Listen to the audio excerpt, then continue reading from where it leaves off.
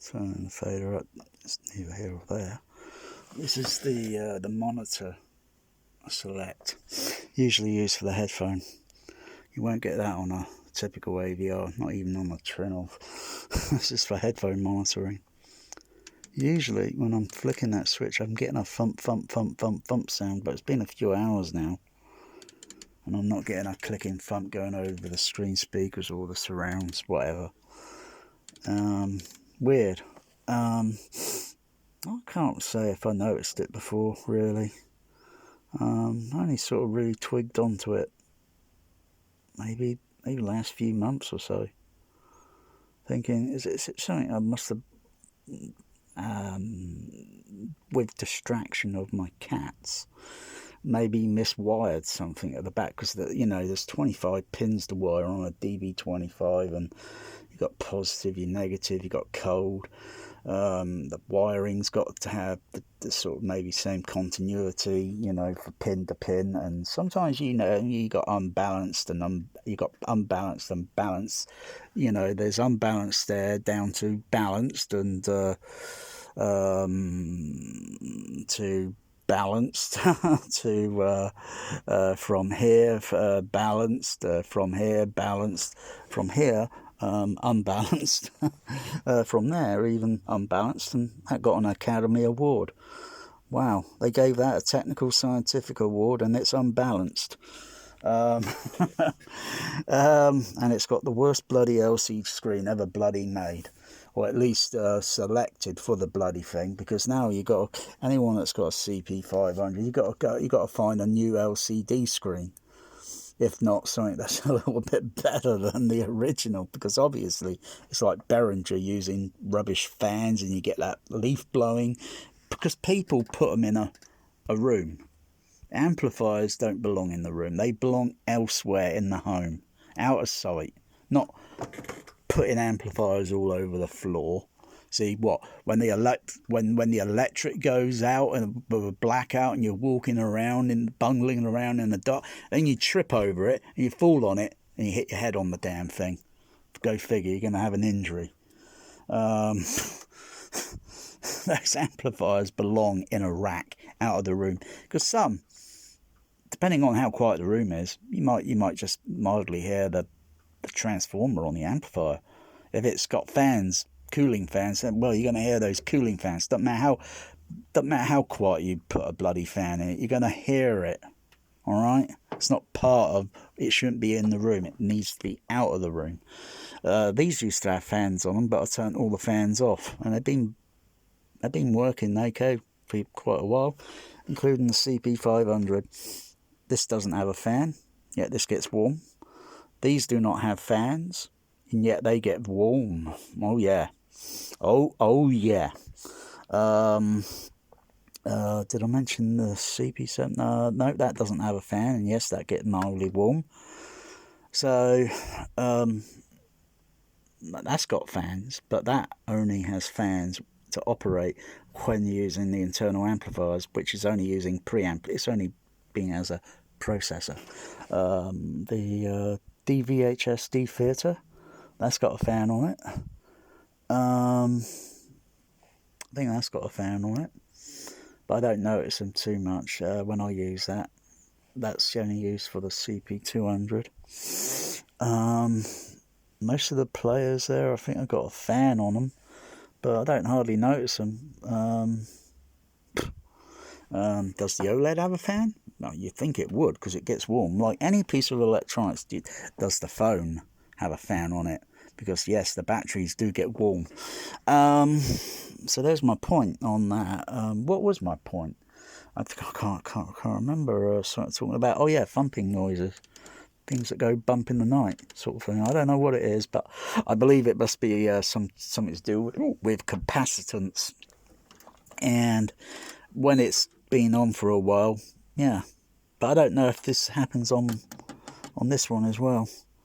I tried moving the selector and such to see if I can hear it, because this is connected to other channels in the system, but I haven't noticed it. So it could be, I don't know, there are a lot of capacitors in there. Could be on the back panel behind there, which is with a light on.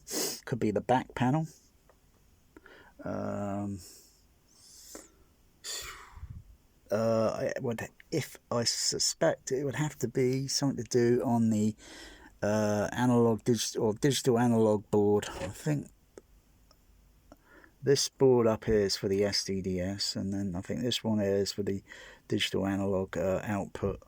I think this is the output board here, and I forget what the middle one is.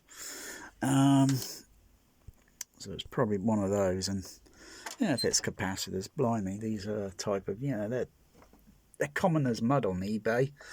But there's a lot of capacitors to change if it's that.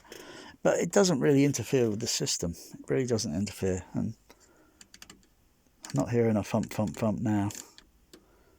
I'll have to turn this off and have to be off for a few hours maybe. But mind you, they're still working. And these processors were made back in 93, no.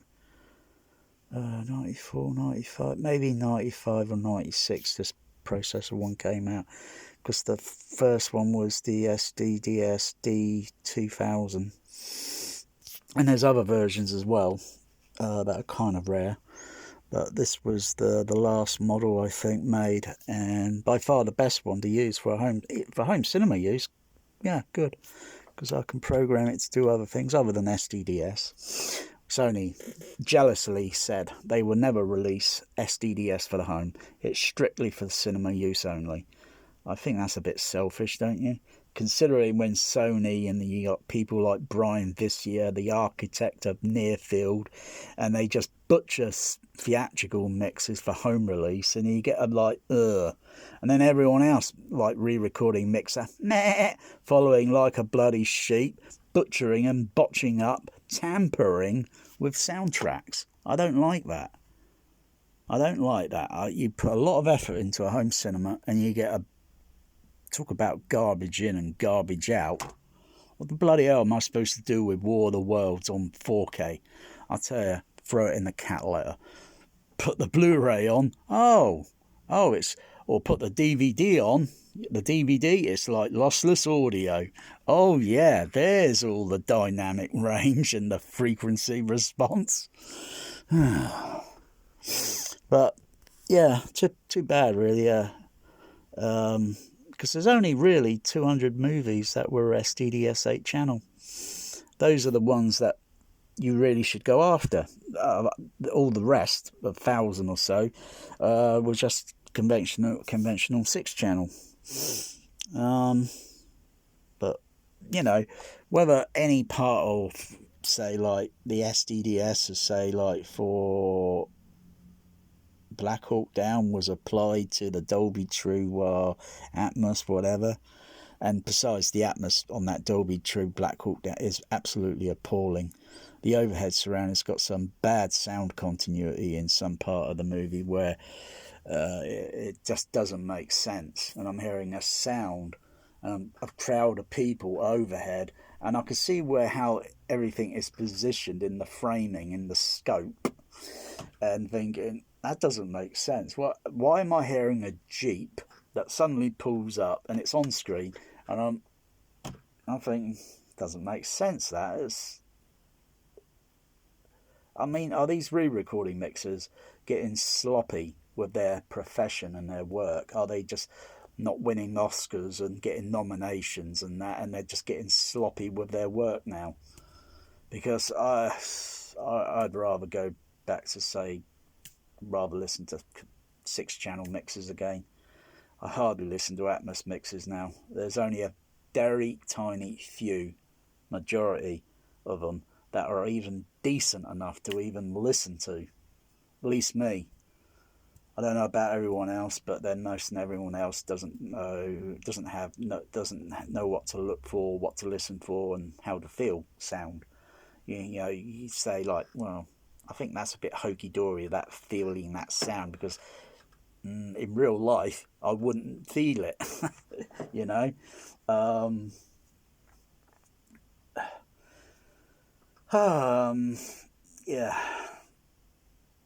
So it's always, paint an image. I paint an image of the movie. It's front focal, two-dimensional. Even if it's 3D, it's a load of avatar rubbish. I can just paint a three-dimensional image around, above, and below me. Not a lot of people would even be thinking doing that. And a lot of people are into their home theatre, so to speak. And they got all their matching speakers and their JBL and their Calypso and their KCS or their JTRs and their big subs. Yeah, but there's only a very few tiny percentage of people that are similar to like myself. Tiny percentage, which is many thousands, but worldwide, not all in the same area. You know, and those are the real listeners. You know, those are the real. We are the real listeners. And most people just want this equipment just to show off. Me, I like to show it off and also talk, ramble, ranting until the trap door opens up and suddenly, alligator! It's okay. I'm okay. You know what I mean?